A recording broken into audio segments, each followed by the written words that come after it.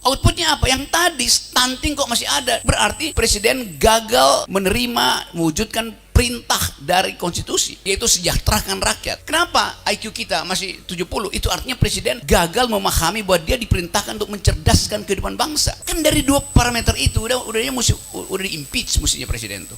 Itu soalnya tuh. Di Eropa kalau Perdana Menteri bilang harga tomat nggak akan naik 1 euro. Begitu harga tomat naik 1 euro, Perdana Menterinya turun jatuh. Dia mengatakan saya gagal untuk menjamin kesehatan rakyat saya. Kan mesti itu. Jadi harusnya Presiden Jokowi bilang saya gagal mempertahankan bahkan tingkat yang pernah dibikin oleh SBY. Jadi sekali lagi kita coba kaitkan hari ini bahwa kesepakatan intelektual bangsa ini adalah menyusun negeri dengan 2 perintah pada Presiden. 1, cerdaskan kehidupan bangsa. 2, pelihara fakir miskin. Dua-duanya gagal dilakukan oleh Presiden Jokowi. Lalu saya kasih kritik, lalu saya dianggap anti Jokowi. Enggak, saya tidak pernah anti Presiden Jokowi itu.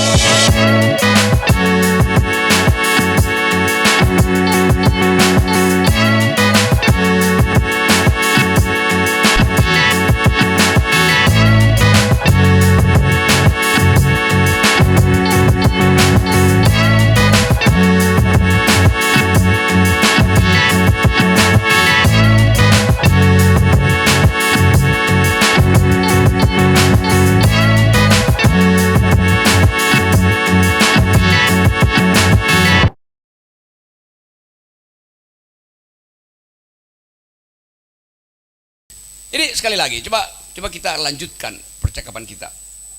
Kita ingin ada satu sistem yang memastikan politics of hope, politik harapan, yaitu Indonesia yang sehat. Bukan sekedar secara batinnya, tapi juga secara rohani itu. Jadi ekologi kesehatan itu mencakup seluruh dimensi yang kita sebut sebagai kemanusiaan yang adil dan beradab. Bagian ini berat sekali karena kita mesti hitung bebannya berapa untuk menghasilkan manusia yang adil dan beradab, sehat secara jasmani, sehat secara rohani. Kan itu definisi PBB. Pemuda itu sekarang diperpanjang usianya sampai berapa? 60 tahun apa? Kan di dalam ukuran PBB kan diubah tuh. Kenapa? Karena ternyata kondisi maksimal dari otak itu tumbuh secara eksponensial ketika manusia mencapai umur 60 tahun. Jadi produktivitas justru muncul di umur 60 tahun. Kalau inputnya bagus, kalau jumlah oksigen yang dimasukkan ke kepala kita tidak diganggu oleh aspal jalan tol, kalau jumlah nutrisi yang dimasukkan ke kita tidak dibatalkan oleh permainan harga beras, harga bawang, bahkan harga kacang hijau tuh. Jadi semua itu prasyaratnya adalah ada kejujuran di dalam pembuatan public policy. Itu yang nggak ada hari-hari ini. Jadi teman-teman semua, saya balik lagi pada keadaan sekarang. Kita galau karena kita nggak tahu kenapa Presiden Jokowi terus-menerus hendak memperpanjang tangan-tangan kekuasaannya itu, yang sekarang disebut cawe-cawe itu. Karena tidak ada kepastian politik. Padahal kita butuh seorang presiden yang bilang ikat tangan saya supaya saya tidak campur tangan lagi dalam proyek presiden berikutnya. Jadi kalau dikatakan bahwa presiden akan cawe-cawe demi bangsa, apa intinya tuh? Dia akan main curang artinya tuh. Kan itu cawe-cawe kan artinya curang. Tapi kita kita kasih semacam benefit of the doubt. Jangan terlalu curiga. Tetapi kita mesti curiga kenapa sistem politik kita diasuh dengan cara yang buruk selama 7 tahun. Kan itu intinya. Outputnya apa? Yang tadi stunting kok masih ada. Berarti presiden gagal menerima, mewujudkan perintah dari konstitusi, yaitu sejahterakan rakyat. Kenapa IQ kita masih 70? Itu artinya presiden gagal memahami bahwa dia diperintahkan untuk mencerdaskan kehidupan bangsa. Kan dari dua parameter itu udah di-impeach mestinya presiden tuh. Itu soalnya tuh. Di Eropa kalau Perdana Menteri bilang harga tomat nggak akan naik 1 euro. Begitu harga tomat naik 1 euro, Perdana Menterinya turun jatuh. Dia mengatakan saya gagal untuk menjamin kesehatan rakyat saya. Kan mesti itu. Jadi harusnya Presiden Jokowi bilang saya gagal mempertahankan bahkan tingkat yang pernah dibikin oleh SBY. Maka saya mesti mundur. Lo IQ 70 itu kan olok-olok dunia. Stunting 24% itu adalah olok-olok dunia tuh. Kan mesti menyerah aja kan. Jadi itu yang saya sebut panggilan etisnya ada tuh. Harusnya beliau sudah anggap oke, saya ada sel yang berbahaya bagi bangsa. Maka saya mesti melakukan apa yang dalam ilmu kedokteran disebut apoptosi itu. Kan begitu ilmu kedokteran bilang kan. Kalau selnya berbahaya, merusak, maka sel itu dibekali oleh kemampuan untuk bunuh diri supaya tidak mengganggu sel yang bersih. Nah ini oke.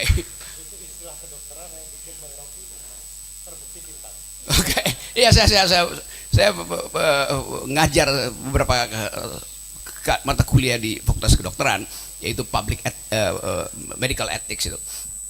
Kontroversi. Jadi saya membaca juga beberapa jurnal ilmu kedokteran itu. Kan yang kita inginkan jangan sampai sel itu mengganggu sel yang sehat. Maka alam semesta Tuhan memberi semacam mekanisme pada si sel untuk bunuh diri. Demi yang sehat tidak terganggu. Yang terjadi bukan apoptosi, tetapi metastasi. Menyebar kedunguan itu, virus kedunguan menyebar itu. Dan gak ada yang mau menghentikan itu. Nah saya senang bahwa dari Semarang, tempat di mana kita berkumpul hari ini, kita bisa ucapkan kita mau menghentikan apoptosi politik gitu. Supaya metastasi tidak berlangsung sehingga kita mampu untuk mengembalikan bangsa ini dirawat dari awal akal pikiran. Sekarang kita nggak ngerti, mengucapkan pikiran aja itu dianggap sebagai berbahaya. Padahal kita punya pikiran karena kita mau untuk menyehatkan bangsa. Pikiran hanya disebut pikiran kalau ada counter thought, kalau ada kontra pikiran. Ini nggak terjadi. Begitu Anda berpikir, Anda diserbu oleh buzzer. Medsos Anda dirusak itu. Padahal cuma pikiran yang diucapkan. Jadi kesehatan jiwa dari rejim ini juga harus dipertanyakan. Karena itu saya usul supaya Presiden Jokowi berhenti aja mengumpulkan relawan dia, berhenti mengumpulkan surveyor dia. Lebih baik Presiden Jokowi dikelilingi oleh psikolog, itu lebih bagus tuh. Ada problem dengan sistem kejiwaannya tuh. Jadi teman-teman sekalian, sebelum kita berdiskusi, saya ingin ajukan satu tesis bahwa milenial yang tadi disebut hampir separuh dari penduduk pemilih itu, saya baca beberapa survei. Swing voters kita menuju 30%. Isinya adalah anak muda yang tidak percaya pada sistem yang ada sekarang dan pemilu yang akan datang. Dia nggak percaya kita bisa lebih baik atau lebih buruk nanti. Apalagi setiap kali dia dengar kok kekacauan di dalam kami, dia nggak bisa dihentikan itu. Jadi swing voters ini yang 27% ini itu yang mungkin akan kita sebutkan nanti mereka akan gedor publik Indonesia, mending ikut kami, jangan kasih suara tuh. Tetapi pada saat yang sama begitu mereka mendengar ada argumen semacam ini, mereka akan berubah pikiran. Mereka menganggap bahwa ada masa depan. Tinggal mereka tentukan siapa yang mampu mereka titipkan masa depan. Jadi pikiran-pikiran ini yang saya kira dikumpulkan dengan baik di sini. Dan saya senang Dr. Ganes, Dr. Dinda, dan Bambang mau bercakap-cakap tentang nasib bangsa itu. Kalau soal Pancasila itu kita bisa katakan bahwa Pancasila itu bukan ideologi. Nggak ada di dalam sejarah konstitusi kita, sejarah politik kita disebut ideologi. Di mana ada disebut Pancasila itu ideologi negara? Nggak ada. Soekarno bilang Pancasila itu adalah filosofi Grondslag, philosophical foundation. Jadi fondasi filsafat. Ideologi tidak mungkin ditafsirkan lagi. Filsafat ditafsirkan. Pak Harto bilang ideologi? Enggak. Pak Harto bilang Pancasila itu asas tunggal, asas. Bukan ideologi itu. Jadi sekarang agak ajaib Pak Jokowi bilang ideologi. Lo negara yang berideologi itu sekarang cuma satu, Korea Utara, komunisme. Semua orang dibikin seragam. Padahal Pancasila adalah ide untuk persahabatan bangsa. Ada kemajemukan pikiran di situ. Jadi jangan jadikan Pancasila ideologi negara. Saya tentang itu. Karena secara konsepsional dia bukan ideologi itu. Ideologi itu mati, nggak boleh dipersoalkan, nggak boleh ditafsirkan. Sekarang kalau kita tanya, Pancasila boleh ditafsirkan? Ya boleh. Jadi Pancasila itu bukan ideologi. Pancasila adalah ide penuntun, menuntun kita di dalam keberagaman kita. Yang bahaya adalah konsep NKRI harga mati. Kita bertanya, kapan matinya NKRI? Kalau terjadi krisis politik di Asia Pasifik, Amerika akhirnya perang terbuka dengan Cina. Coba saya hitung, berapa lama Indonesia bisa bertahan sebagai NKRI dan tidak mati? 14 jam. Kalau armada ketujuh Amerika, armada ketujuhnya itu turun dari Okinawa ke arah Singapura, yang dari Filipina naik ke arah Okinawa, kita dijepit di Cina Selatan. Lalu Amerika katakan, saya lagi mau perang dengan Cina, maka no fly zone di atas Indo-Pasifik, nggak boleh ada pesawat lalu lintas di situ. Berapa lama kita bisa bertahan? 14 jam. Karena kita masih mengimpor antibiotik lewat Cina Selatan. Kita masih mengimpor gandum dari Australia. Kita masih mengimpor kentang, daging dari Brasil tuh. Jadi kalau kita dijepit di situ dalam 14 jam, mahasiswa Semarang itu nggak bisa lagi makan Indomie karena gandum masih kita impor.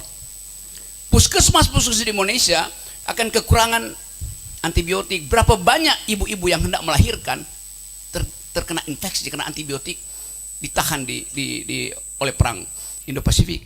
Jadi sebetulnya kita mesti bayangkan bahwa negeri ini ada dalam bahaya. Kenapa? Karena security kita tidak kita perhatikan. Jadi percuma menyebut NKRI harga mati, ini juga jargon, kalau kondisi-kondisi itu tidak diperhatikan pemerintah. Pemerintah sibuk bikin IKN. Tiba-tiba kemarin saya baca tuh, Indonesia akhirnya membuka kembali ekspor pasir karena Singapura mau import pasir kita tuh.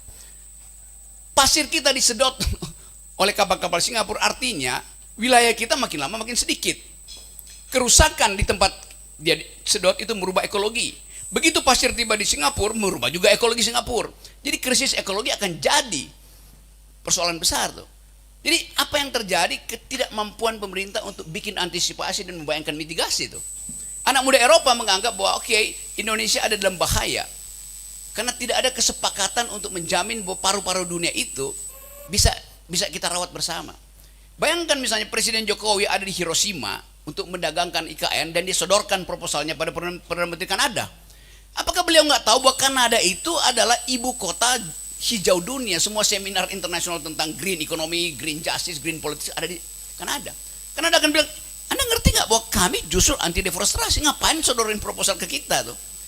Jadi Anda lihat kemampuan diplomat kita nggak ngerti tuh bahwa Kanada itu bukan perusahaan lingkungan, maka dia pasti tolak proposal itu. Kalau Kanada tolak, seluruh sistem internasional akan tolak. Jadi sekali lagi kita coba kaitkan hari ini bahwa kesepakatan intelektual bangsa ini adalah menyusun negeri dengan dua perintah pada presiden. Satu, cerdaskan kehidupan bangsa. Dua, pelihara fakir miskin. Dua-duanya gagal dilakukan oleh Presiden Jokowi. Lalu saya kasih kritik, lalu saya dianggap anti Jokowi. Enggak, saya tidak pernah anti Presiden Jokowi itu. Saya memberi kritik supaya ada perbaikan. Lalu buser-buser beliau mengatakan, lalu solusinya apa? Lalu solusi itu yang kita bayarkan setiap hari dari pajak kita pada presiden dan menteri untuk cari solusi. Kan gila tuh. Jadi betul-betul kacau cara berpikirnya. Kita memberi kritik supaya solusi itu diingatkan pada mereka bahwa kami bayar Anda untuk cari solusi. Kalau dibalikin ke saya bilang oke, Menteri Kesehatan ganti dengan Ganis, selesai problem. Menteri Dalam Negeri ganti dengan Bambang. Kan gampang. Tapi jangan begitu dong. Menteri apa lagi? Menteri Luar Negeri ganti dengan Dinda. Jadi semua hal yang dituntutkan solusi, begitu kita kasih tahu dia nggak mau. Itu arogansinya di situ. Nggak mau terima kritik, minta solusi kasih solusi nggak mau juga kan. Jadi bagian ini yang buruk bagi kita. Nah saya balik pada tema ini bahwa Pancasila atau Pancasila beyond jargon jargon-jargon itu yang ada sekarang ini di kabinet, bahwa semua soalnya setelah selesai dengan menyebutkan sekedar ini kebijakan yang Pancasilais. Di mana kebijakan yang Pancasilais? Kalau misalnya kita temukan, apakah keadilan sosial bagi seluruh rakyat Indonesia udah disediakan? Nggak ada.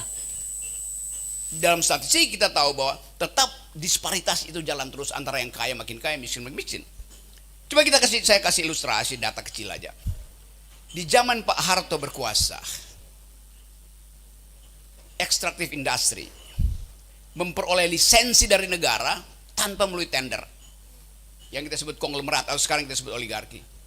Tetapi Pak Harto paksa penerima tender, penerima manfaat tanpa tender itu mengembalikan keuntungannya pada negara. Pada waktu itu kita masih dapat 30-35% balik ke APBN yang dieksploitasi dari bumi kita.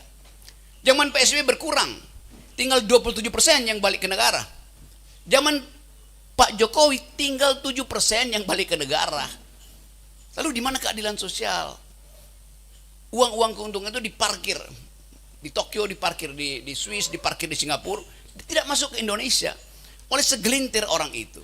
Di dalamnya ada hak kesehatan masyarakat yang tertunda. Kan kita ingin jumlah uang yang mereka ambil itu dipajaki secara progresif supaya BPJS itu tidak memberatkan rakyat, kan begitu dalil kebijakan publiknya kan. Jadi sekali lagi saya senang kita bisa bercakap-cakap di sini, tetapi kita harus pastikan bahwa apa yang kita ucapkan itu demi kemaslahatan dan keadilan negeri. Terima kasih.